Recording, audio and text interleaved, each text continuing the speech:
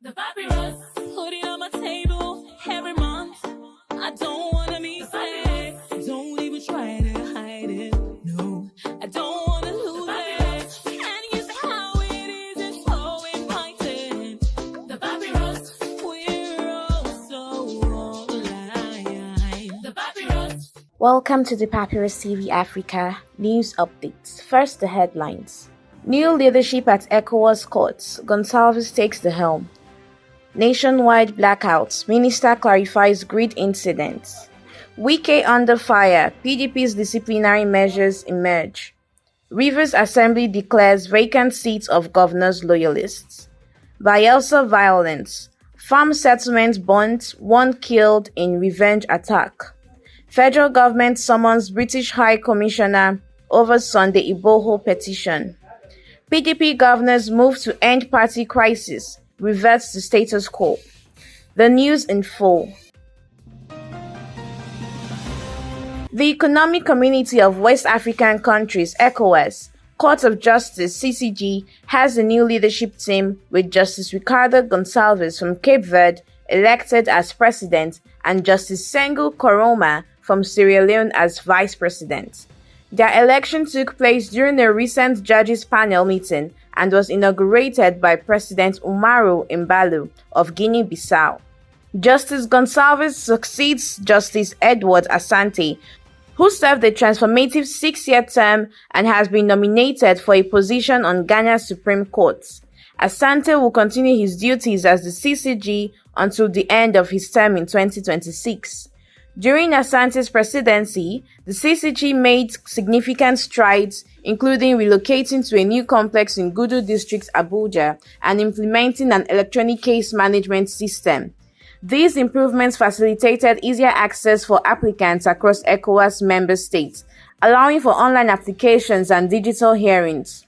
As Goncalves and Koroma step into their new roles, there are expectations for further advancements within the courts, building on the progress made under Asante's leadership. Meanwhile, the recent nationwide blackout has been clarified by Minister of Power Adebayo Adelabu, who dismissed rumors of a complete grid collapse. Instead, he explained that the issues were due to line tripping in specific areas, emphasizing there was no grid collapse, it was simply a trip-off. In an interview with The Punch, Adelabu stated that major cities like Abuja, Lagos, and Ibadan remained unaffected and that the situation was rectified within 2 hours. He highlighted that grid disturbances are common globally and can arise from factors like weather and infrastructure wear. Meanwhile, the Transmission Company of Nigeria, TCN, is investigating the recent power disruptions. Spokesperson Ndidi Umba noted that recovery efforts began immediately, and while there was a minor setback around 10:24 a.m. on Tuesday, power has been restored to most major distribution centers. Regions like South-South have continued receiving electricity from the isolated Ibom gas generating station throughout the disturbances. An investigation into the causes of these incidents will commence once full grid restoration is achieved.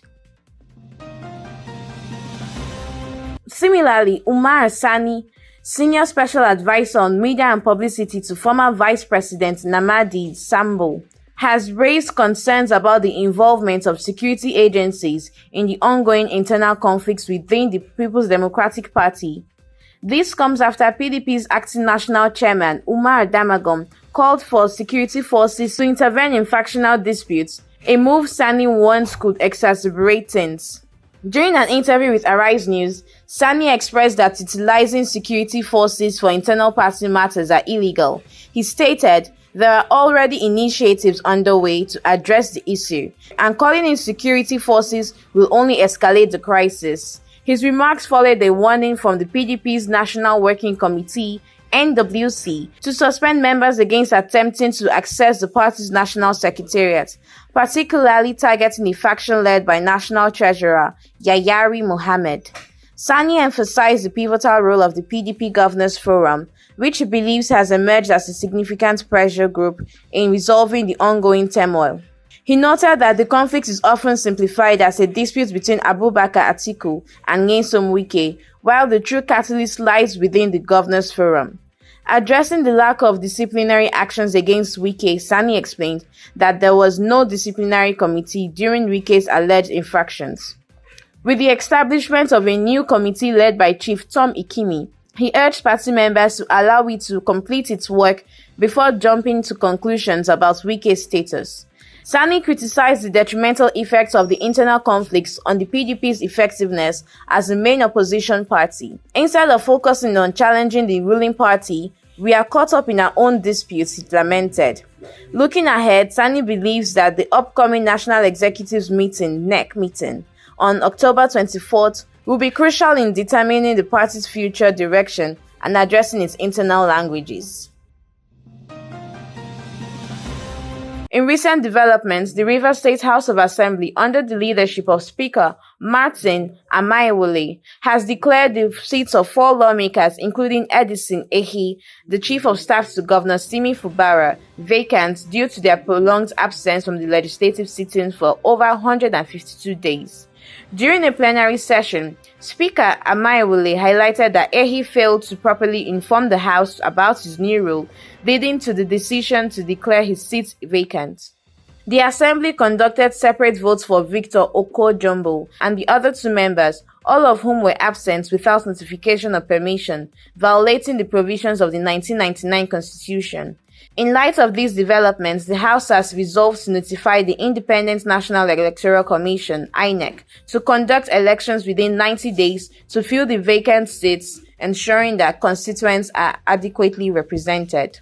Additionally, the Assembly has granted Governor Fubara another opportunity to present the 2024 Appropriations Bill following the Appeal Court's ruling that nullified the previous 800 billion naira budget presented to the rival house led by Ehi.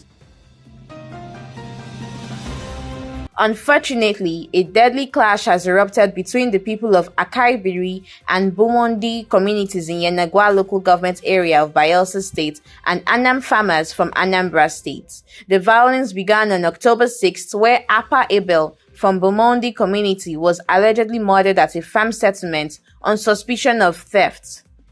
In retaliation, these indigents of Akaibiri and Bumondi set the farm ablaze, leaving 1 person dead. The Bayelsa State Police Command has taken 2 suspects into custody over Abel's killing and warned against taking the law into one's own hands. The state government has called for calm, urging non-indigents to respect local laws and traditions. Deputy Governor Senator Lawrence Eru-Japo emphasized the need for peaceful coexistence and directed community leaders to reside in their domains to maintain stability.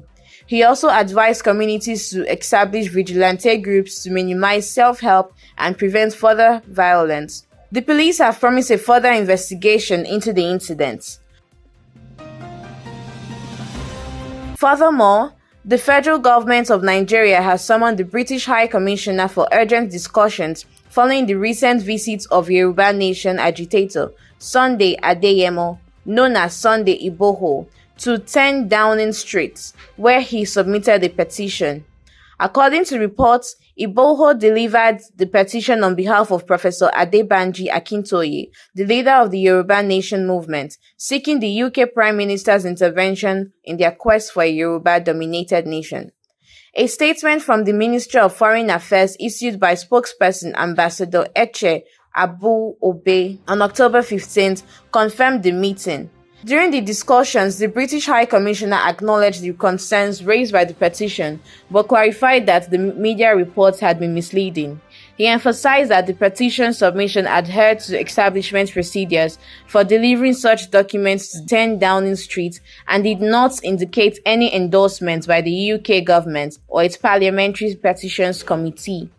The High Commissioner reiterated that the UK's policy of non-interference of the internal affairs of sovereign nations and noted that similar petitions had previously been rejected. The statement concluded with the High Commissioner's commitment to maintaining robust bilateral relations between the UK and Nigeria and a pledge for ongoing communication with the Ministry of Foreign Affairs regarding this matter.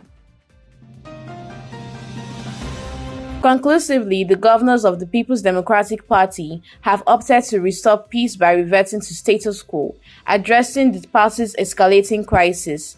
This decision was made ahead of the October 24th National Executive Meeting, following discussions led by Bala Mohammed, chairman of the PDP Governors Forum and governor of Bauchi State. Mohammed confirmed that all the suspicions and counter-suspensions had been lifted and urged members to prioritize the party's unity. "We affirm there is no faction in the PDP," he stated, emphasizing the party's resilience and long-standing governance role since 1999. Acting National Chairman Iliya Damagum downplayed the severity of the crisis, criticizing the media for escalating tensions. He assured that all stakeholders were united in moving forward. The governors, including Simi Fubara, Rivers State, Oluseyi Makinde, Oyo, and Ademola Adeleke Osun, later departed for the Ondo State governorship campaign. The resolution followed a week of tensions marked by leadership disputes within the PDP. This has been the Papyrus TV Africa. The Papyrus.